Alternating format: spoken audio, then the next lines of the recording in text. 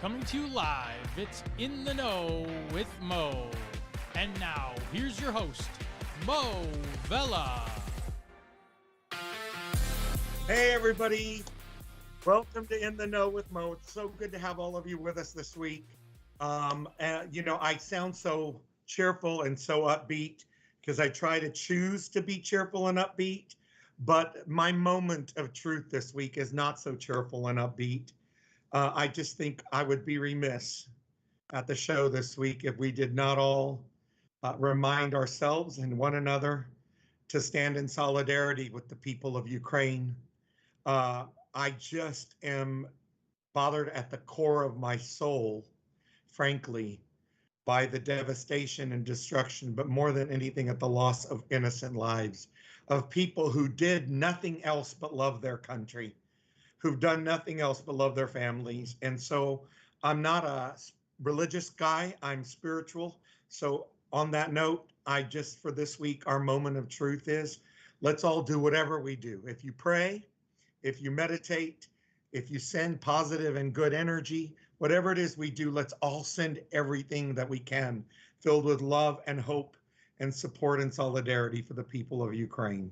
That's our moment of truth this week. Now, enough sadness. I'm sure in honor of the people of Ukraine, we're going to talk about things today with our incredible guest that actually are directly correlative to what's going on in Russia and the Russia-Ukraine conflict in a very interesting way, actually. So I am going to coin this. I don't know if anybody's ever called my guest, who is Tim Zenk. I don't know if anybody's ever called Tim Mr. Renewable Energy, but I am calling him that. He has earned the title. And Tim, that's your new handle. I think you should use that from now on. I'm gonna. Tim It's an honor. Zenk is our guest. Let me go through just a little bit of why I call him Mr. Renewable Energy. He is currently a principal consultant at Molecule LLC. They actually are involved in where policy, finance, and tech come together to fight climate change. You will hear this entire hour, climate change, our environment, saving our planet, renewable energy. These are the passions and topics that define Tim Zenk's professional life. Before that, I want to say that he also represents, I'm having to read my notes because the names are not the ones that just flow off my tongue. He represents renewable fuel companies like Neste. Do you pronounce it Neste? Correct. Yeah, I love this one. I think the fact that you are with, what is it called? Universal Hydrogen. We're going to talk about this later, right? Pioneering aviation fuel with hydrogen. I just think this is amazing.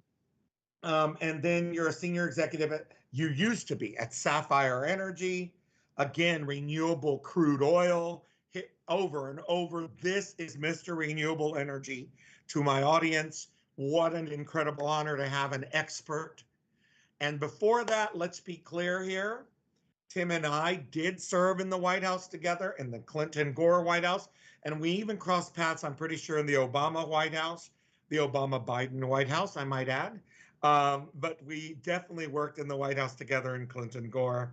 We were just reminiscing before we went live about a mutual friend, Beth Viola. And I'm sure, Tim, you joined me in sending a shout out and a lot of love to our dear friend, Beth Viola.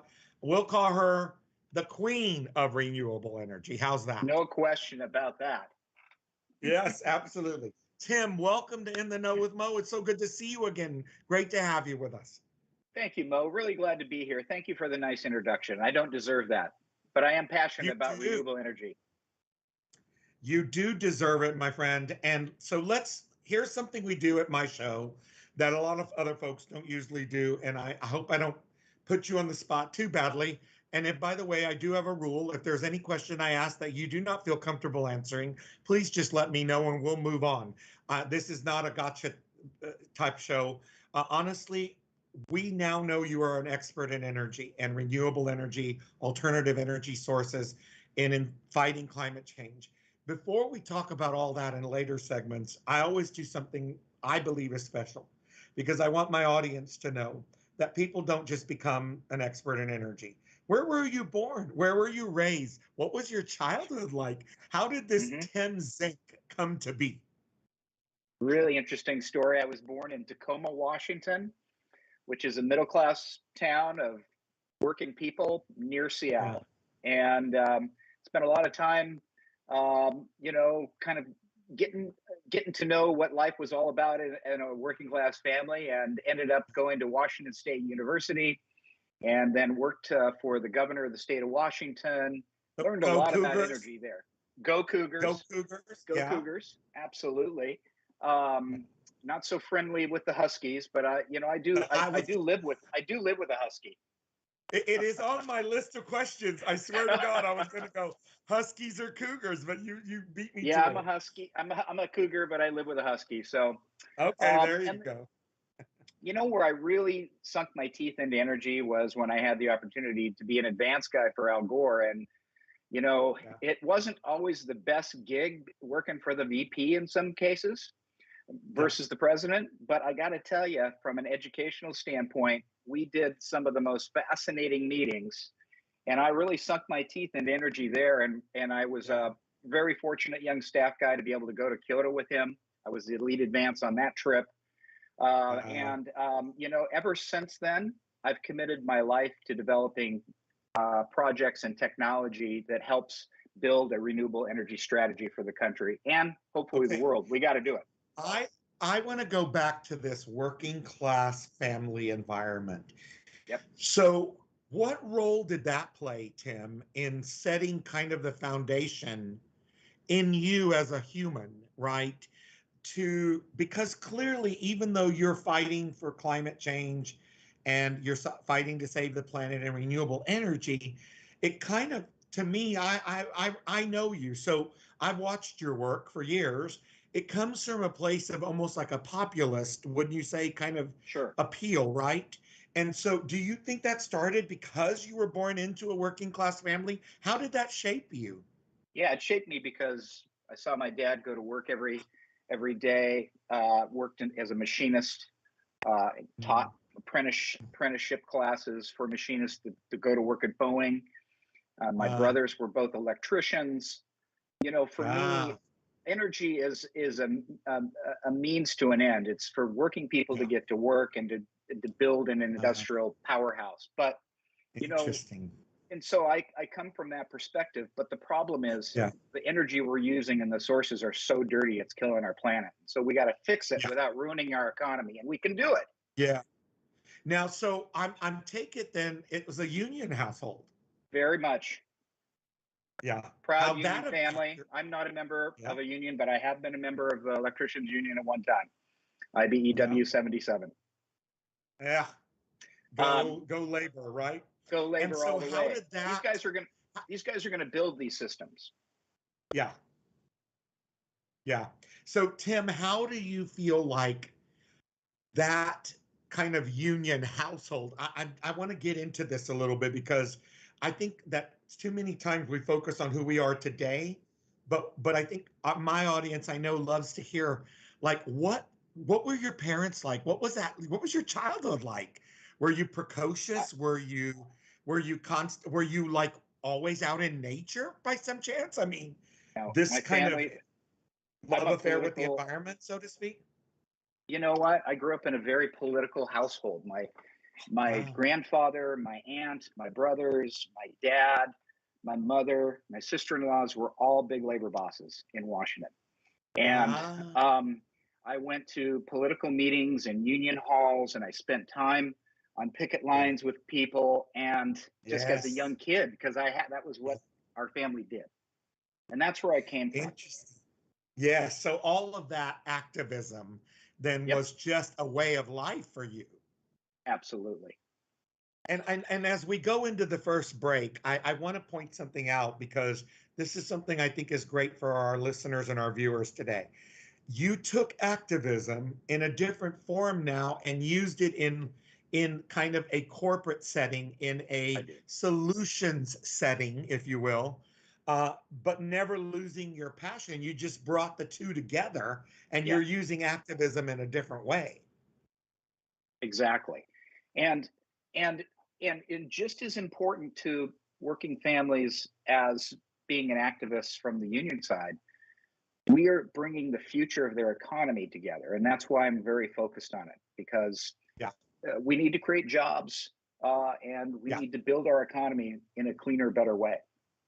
Yeah, and as the president says, good paying jobs, right? Union labor, but Right. good paying jobs, right? Because and when we come back from this first break, we're going to pick this up right here where we left off. I know that you've been very vocal about ways we can start attacking the challenges, and we'll be right back with Tim Zenk to talk about that.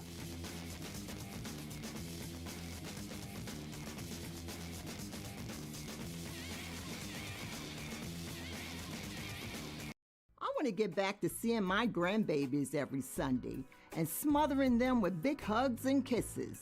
I want to get back to football games with my boys. I want to get back to feeling and touching, connecting with the people around me. I want to get back to family dinners and my grandma's mac and cheese.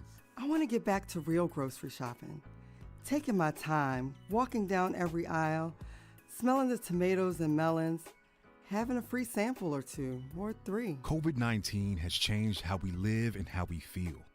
But now, there are vaccines. And they are the first step that let us get back to feeling optimistic about the days ahead of us. It's okay to have questions. Is it safe? Should I get it? Should I wait? Now, get the facts. Learn more at getvaccineanswers.org so you can make an informed decision when vaccines are available to you. Brought to you by the Ad Council.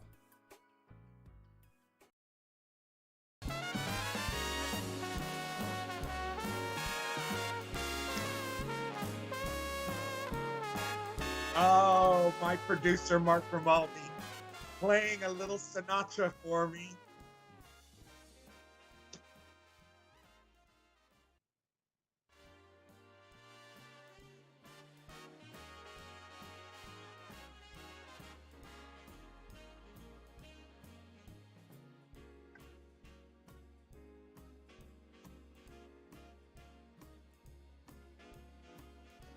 Uh-oh.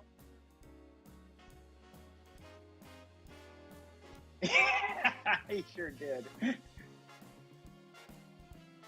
Alrighty.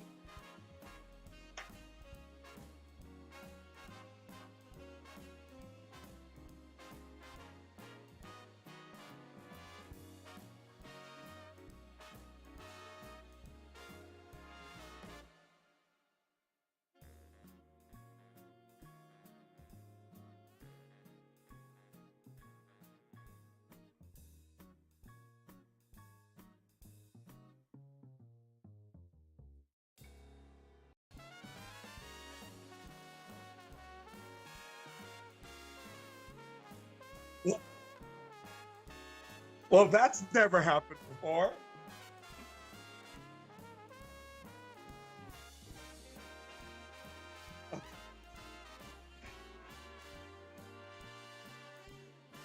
Okay. Did you punch a button or something?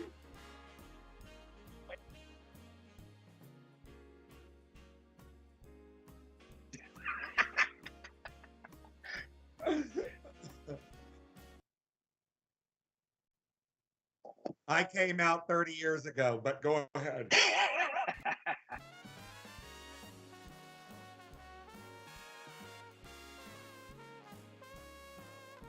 Welcome back to In the Know with Mo. It's so good to have you all with us this week. My guest is Tim Zenk. His Twitter, I guess you call it a handle. I don't know what the hell you call it. A Sure. Twitter name is @GreenCrude, GreenCrude.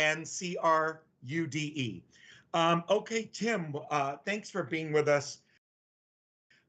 So listen, and by the way, I'd be remiss if I didn't thank my incredible producer, Mark Grimaldi, for giving us a little Sinatra on my intros and outros instead of that hard rock and roll that just doesn't resonate with me, but Sinatra does. So thank you, Mark.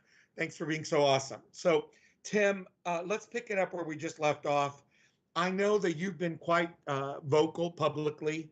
I believe I want to quote you here. We need to do 3 things domestically to end this nonsense with Russia and other countries holding us hostage on energy. I'd like to get your thoughts on what are those things, because as I said in my intro, there is a direct correlation between energy, the Russian Ukraine conflict, and the United States. And for that matter, many other countries around the world, Germany in particular, right? And so I would love to hear your thoughts because of your expertise on what are some of the things you believe we could do so that we do not find ourselves dependent on these maniacal countries. Yeah, absolutely. And you know, renewable energy is a national security strategy.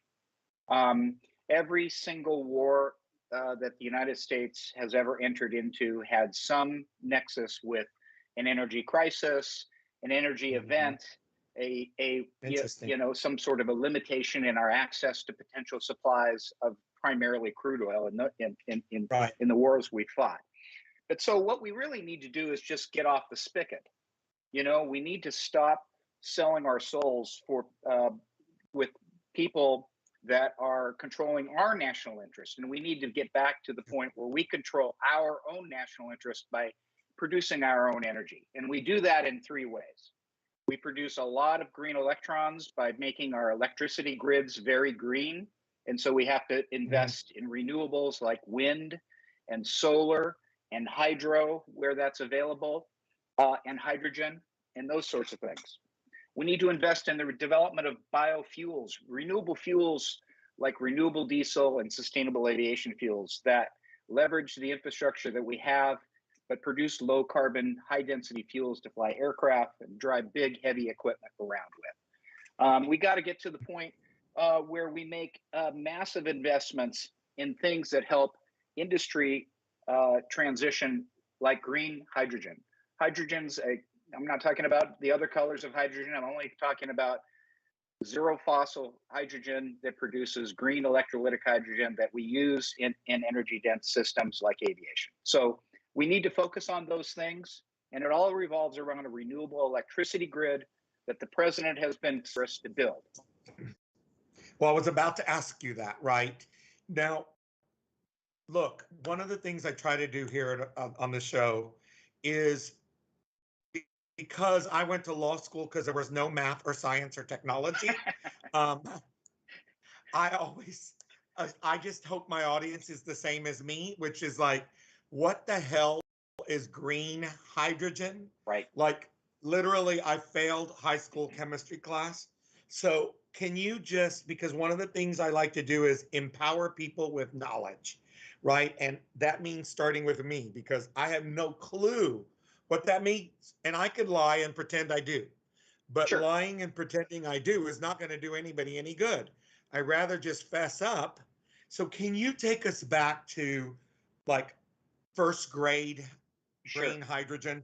What is this? What is it? Where does it come from? How do we capture it? How do we make it green? And how do you get it to be used so that it has less impact on the environment? Right. Green hydrogen is defined as a hydrogen that is produced from non-fossil fuels. And non-fossil fuels would mean electricity that comes from wind or solar or hydro. Or wind, even solar, or hydro. Hydro, nuke as well, because it's a non-fossil source of electricity. So what you do is you feed the electricity into this machine. It's called an electrolyzer. And the electrolyzer splits the water atoms that are sent into the machine, and it takes and it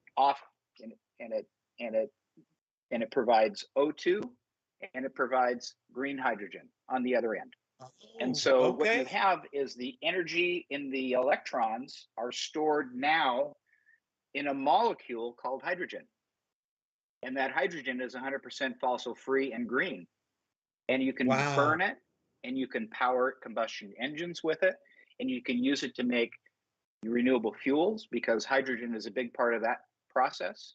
You can use it to make sustainable aviation fuels, and you can use it to power industry And so that's green hydrogen. Okay, Tim, why were you not my chemistry high school teacher? I probably wasn't as I good mean, at chemistry back then. no, I really you just described it. I'm not lying to you. I swear to God, that's the first time I've understood. Like, I get it. Okay, now let's keep building on this because this Sure. now, even I'm excited all of a sudden. So for me to get excited about chemistry is like a minor miracle. So you did it, Tim Zenk. All right. You did it.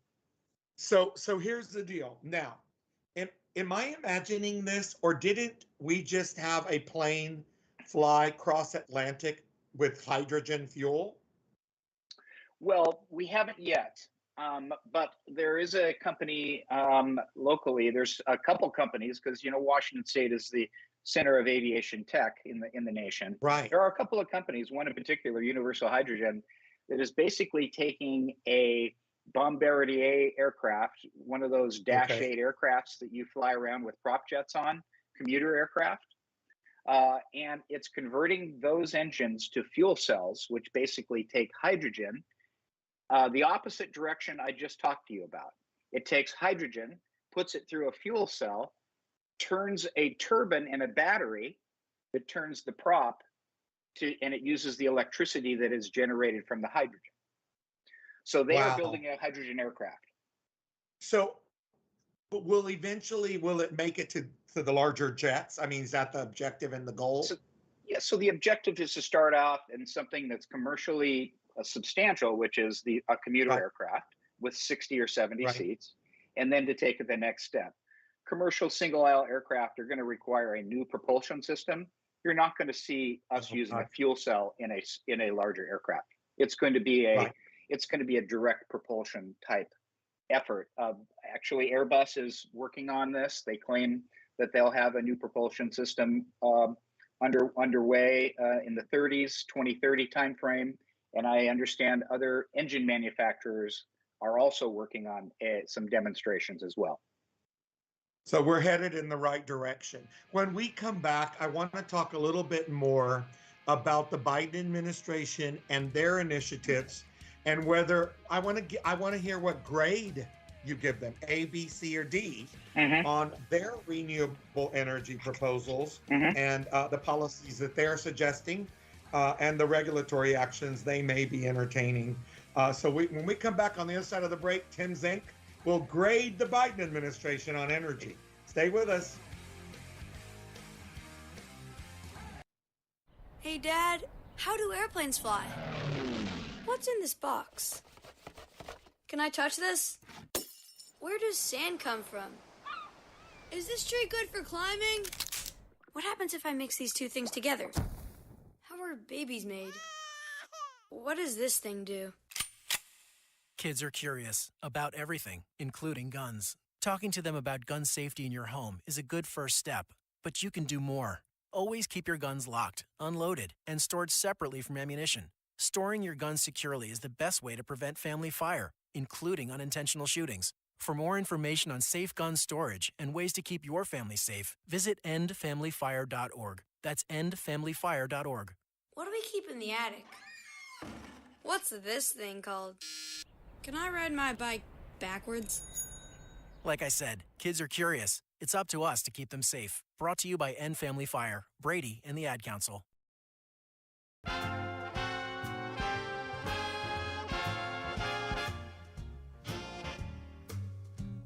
Welcome back to In the Know with Moe. It's good to have all of y'all this week.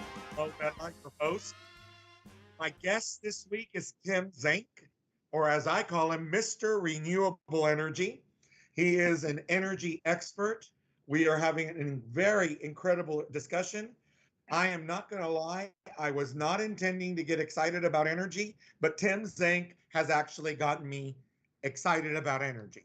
And, I think, Tim, what you're reminding me, and I hopefully our listeners and our viewers, you're reminding us that, frankly, the entire environmental discussion centers around energy solutions, renewable energy. It is literally the number one way. Correct me if I'm wrong. This is what I'm hearing you say. It's the number one way we can save our planet. Yep. And combat climate change. So, on that note, I promised when we come back, I want to talk to you about the Biden administration. And both of us are going to take our Democratic hats for a second. I want to be objective, and I want to get your perspective. How would you say the Biden administration is doing when it comes to energy policy? You know, I'm not going to lie to you, Secretary Granholm is a little quiet. That's been my observation. I don't see her out and about as much. Maybe it's COVID. I don't know. But I look forward to hearing your thoughts. How are they doing so far? Well, we've been there, Mo. So this is an interesting discussion to have. Well, first of all, I think they hired a top-notch team at Energy. The president put a top-notch team. It's good. It's smart to put a governor there who has broad, capacity to communicate. I agree with you. I'd love to see her elevated in this discussion because I think she brings such a unique take as a former governor of state. She could add so much to the dialogue. One. Two, I give the administration excellent ratings on the policy work that they've done. I think they've nailed it, and they've motivated the Department of Energy to actually get out there and deliver. One example, the Congress, passed the infrastructure package where you have lots of money in there for things like green hydrogen and making the transition. I think there's a lot of work ahead. And really, we've just barely begun to peel back the onion on the renewable energy side because we have to build grids and renewable assets faster than the world has ever done it before. And I don't think people really grasp how big of a challenge that remains ahead. Yeah. So we're in exigent circumstances, in other words. We are.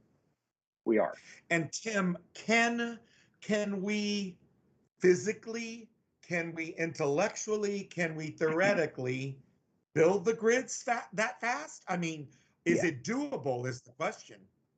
Well, we're going to have to do it in a new way. We can't take 15 years to get to get clearance to produce and to build the systems we need to.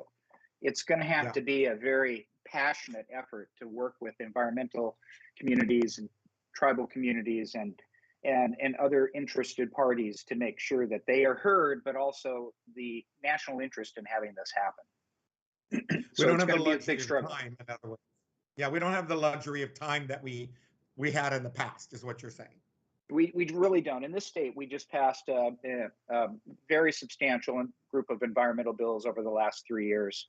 Washington State has 100% renewable electricity grid by 2030. It has cap and trade in place, which only California has had up until now. We also have a low carbon fuel standard in place, which only California, Oregon, and British Columbia have had. So we have the policy in place to make this happen, but the rest of the country, other than the West Coast, is really without the lagging tools behind. Yeah, they're lagging behind. Tim, this raises a whole nother interesting issue because what do you attribute? Maybe I'm wrong. Let me take a step back. To me, as an observer, I feel like this is a topic in an area where there is dissension between red states and blue states. At least that's what it looks like to me. If I'm correct in my observation, how are we going to solve that? We can't even get to solving the actual problem if you can't get people in certain states to acknowledge that there is a problem. Yeah, it's a substantial challenge. It's a substantial challenge, Mo. We face it here. We have Cascade Mountains go down the center of the state, and you have blue and the red side of the state. And, I'll tell you one thing that unifies the state on energy. And I was really surprised to see that this year the state passed a hydrogen hub bill, and it was green hydrogen that united the state because they are the producers on that side of the state, and we are the consumers on this side of the state. Okay. So I think there is a nexus of opportunity here. I was going to say, maybe you guys have given us the roadmap. Right. Maybe that's the model that we need to take on the road, so to speak. By the way, I just had a light bulb moment or an aha moment that I think it would be absolutely disgraceful, frankly, for you and I to be together today, reunited after so many years, and not give credit to our former mutual boss, Al Gore, uh, for having been so out front, so way ahead, such a leader, a true leader on this topic, on this issue, way before it was a cause, way before it was cool to be. He was out there, Tim. And so, Mr. Vice President, wherever you are right this second, Tim and I applaud you. And I know that millions of other people around the world applaud you, sir. And we thank you and we love you. We love you. I love him. I've always loved him. I love him too, Mo. You And know, you're so you and I right. got to be around him. You and I got to be around him in such a different capacity and in such a different way to see the human side of Al Gore, right? Not just the policy guru and the more formal statesman. And behind all of that policy wonkiness is a funny guy, a very loving man, a kind and gentle soul, and a man I consider a friend, and I know you do as well. Sure. I mean, the Naval Observatory Halloween parties had to be the best only because the Vice President and Mrs. Gore were always the best dressed.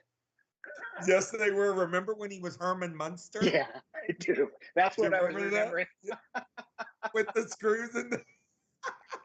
I vividly remember that. So, you know, I did not want this whole time together to go without us acknowledging the role he played not only in our lives, but more importantly in making renewable energy, the environment and climate change, the top issue that it is, rightfully so today. I give a lot of credit to Al Gore for that. So, Tim, we're going to go into our final break here in a second, but I want to hear, you said you commended the Biden administration tremendously for the policies they have set forth. What grade would you give them so far? And what do you have hope that the remaining 3 years or so will be just as productive on the energy front? I'm going to give him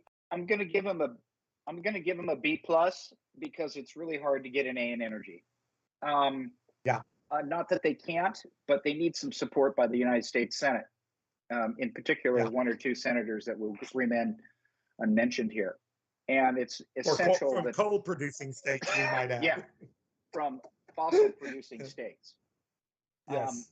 We need them to come on board on this. They need to come on board on this. Their citizens need, their constituents need them to come on board on this because the short-term dragging the feet is bad for us all in the long term. Yeah. So, but you sound hopeful, and I am the example you gave of your home state of Washington, and maybe that's the model, right? People ask me quite often around the country, how'd you guys get to gay marriage so quickly on the LGBTQ movement? And I say, because there's only two ways to change people's minds. One is in the heart, the other one's in the pocketbook. And so, you know, you just described the pocketbook, right, in Washington, right? One side was going to benefit economically. The other side consumes it. They will benefit both economically and personally. So you have a winning formula. So, you know, hopefully we can take that to fossil producing states and maybe it'll work there too. Well, and they're experiencing it too right now because many of those are wind producing states. Today wind is less expensive than natural gas. And so it's competitive. Certainly hydro is very competitive. You know, hydro in the Northwest is at 2 cents a kilowatt hour. These systems are becoming very competitive. So when we come back from this break, we're going to actually talk oil. Right now, before we go into the break, let's remind you and everyone else, I'm a fourth generation Texan. Our middle name is, all of us, our middle name is Oil, right? And so when we come back, we're going to talk oil. Stay with us. You don't want to miss the last segment with Tim Zenk. Hey, Dad, how do airplanes fly? What's in this box? Can I touch this? Where does sand come from? Is this tree good for climbing? What happens if I mix these two things together? How are babies made? What does this thing do? Kids are curious about everything, including guns. Talking to them about gun safety in your home is a good first step, but you can do more. Always keep your guns locked, unloaded, and stored separately from ammunition. Storing your guns securely is the best way to prevent family fire, including unintentional shootings. For more information on safe gun storage and ways to keep your family safe, visit endfamilyfire.org. That's endfamilyfire.org. What do we keep in the attic? What's this thing called? Can I ride my bike backwards? Like I said, kids are curious. It's up to us to keep them safe. Brought to you by End Family Fire, Brady, and the Ad Council.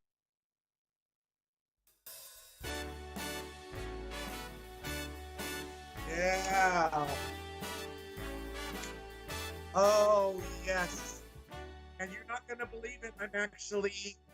I am actually in New York City today. We're doing the show from New York today. I am here on some business meetings. So what a great way to start the final segment, I should say. But Sinatra's New York, New York. Welcome back to In the Know with Mo. Our guest is Tim Zenk, Mr. Renewable Energy, I call him. At Green Crude is his Twitter moniker handle. I don't know. We've got to look this up. What the hell you call the Twitter name? At Green Crude. So picking up right there, I said we were going to talk about oil. The president is using his bully pulpit in a way that I like seeing him do so, by the way, because I think just today or yesterday, he is coming out quite forcefully, putting some pressure on the oil companies and oil producers to try to explain to the American people why gas prices are not going down when the cost for oil per barrel is taking a nosedive. So usually when the cost of oil goes down, right, per barrel, the cost of gas at the pump goes down. Why is that not happening, Tim? And is the president right to be pressuring them to make this adjustment? Yeah, it's a tough decision in the White House to do that because when you, knowing that the president doesn't have hardly any influence over the energy markets, it's a tough decision Right. because you could make the request and have it, and having the industry or the market not follow through is always can blow back on you. You know how this works, Mo. Yeah.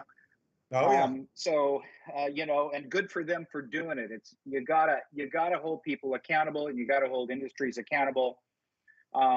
Clearly, the price of crude oil is playing out on the global scale, which it always does. Clearly, those other oligarchs, oil producing nations, are supporting Putin's engagement by not opening up reserves, not supporting the White House and the UK's push for more energy supply to drive costs down. So, I think the White House is on the right track here.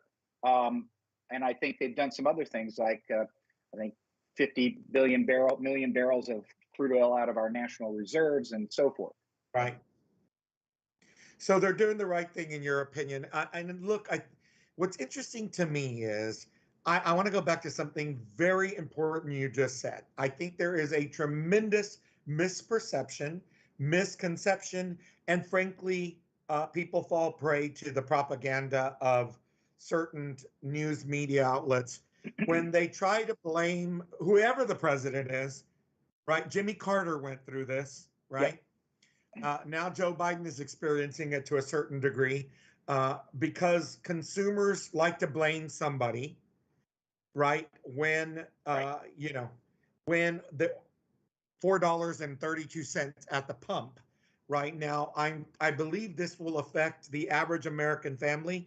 Correct me if I'm wrong. I think it's somewhere around $1,300 a year is what I'm told. That's a very big hit for working class families. What a great way to bring back our conversation full circle You grew up in a working class family. Yep. So this comes back to that, right? So I don't blame people for being upset. It really affects their ability to live their lives in a healthy and sustainable manner that they deserve, frankly. So, but is the president really to blame? I heard you say a minute ago he really doesn't have much control over energy. So he's he not really really doesn't. to blame, is he? As the administration rightfully pointed out a week ago, there were more than 9,000 unused permits on the table in the Gulf and in the Permian Basin. There's plenty of additional permits available for them to drill and produce more. Production is at the highest levels ever right now in the U.S. And so on those things, the president has a responsibility, and he's done it, right? And he's doing it. But I think it's funny when you blame the president of the United States for raising gasoline prices, and when you don't look what's going on in Germany, their prices are going up too. So are the policies of the Biden administration driving prices up in Germany and Israel and all these other countries? No. Of course not. So it goes back to what you said, Tim. We must become less reliant, right, on fossil fuel energies, right? Absolutely. We need that's the root of the problem, isn't it? We need to make this transition for our national interest. Just like it was in our national interest 100 years ago to go out and capture as much oil as we could in the world to build our industry, it was a bad decision because it caused climate change. However, it's now in our national interest, and if it isn't more apparent than ever because of what Russia has done in their interest, which is we need to get off fossil fuels, and we need to get off it fast. Because imagine if we didn't have that concern, if energy wasn't a concern, how would we be reacting differently on a global scale to combat the Russians or push back the Chinese? Imagine.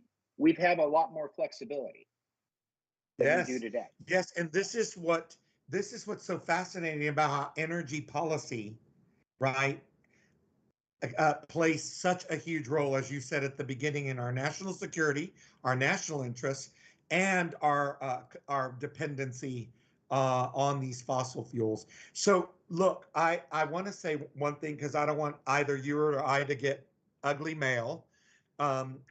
We must acknowledge that there is a role from the federal government in the gas price, that it comes in the form of a tax. There is a fuel surcharge tax. So I want to be very clear to our audience. We are cognizant of that. But that does not come from the president. That is a congressional mandate as part of legislation. If I'm correct on that, aren't I, Tim? I think I'm correct on that. The tax came. Okay. Yes, you are correct. But I just want to be clear: we are not saying that the federal government doesn't play any role at all. They play a limited role. Maybe that's the best way, so we don't get any hate mail. On the last thing I want to talk about is how would you encourage, or would you encourage? Let me go back, and I shouldn't assume you're encouraging people, but to our listeners and our viewers, would you encourage them to get involved in the fight to save our planet? And if so, how would you recommend that they get involved? How and where can they get involved, Tim? Because I think this is a collective community effort, in my humble opinion. Yeah, I can't encourage people. I can't tell you how many lonely nights and days in this renewable energy world, in this policy advocacy role of mine, that I've spent without a lot of help, without a lot of people really interested in this topic. And it wasn't until the last 3 or 4 years where people really gave a damn, and you see that in the national polling. I can't tell you how important it is for regular citizens to get smart about energy. Right now, if you were to fill your e-gallon up in your vehicle for your electric car, it'd cost you 88 cents in the state of Washington. And right now, the price of gasoline average is $1.72 in the state of Washington, even though we're the 5th largest fuel producer in the nation. So my point is that it's in everybody's interest to get smart on energy. They need to be talking to their legislators. They need to be talking because the action is happening at the sub-national level. It's not happening in federal government. And so states and policymakers at the state, governors, et cetera, are critical in moving this ball forward quickly. So I would focus my attention at the sub-national level. Okay, that's great advice. And there are many organizations, I'm sure, in every major city across the country and in every state, right? And just simple Google search will tell us where we can go to join a local group, a state group, right, to get involved. But we're all in this together. And on that note, Tim, I want to thank you from the bottom of my heart. You really have enlightened me. I know you've enlightened and empowered both me and all of our audience today with your knowledge, your expertise. Thanks for all you've done and you continue to do, frankly, for not just on energy, but in your involvement with corporations that are creating solutions to the challenges and the problems of our planet and our communities. It's people like you, frankly, that give me hope. It really is. You give me hope that we're going to be okay. And, you know, I regrettably don't have any children, but for all of our audience and all of the friends and family members that have children, it's about their future. We want to leave them a planet that's sustainable and healthy for them. So Tim Zenk, thank you, my brother. Thanks, Mo. Good to see you. Really had fun. Thanks so much. Thank you.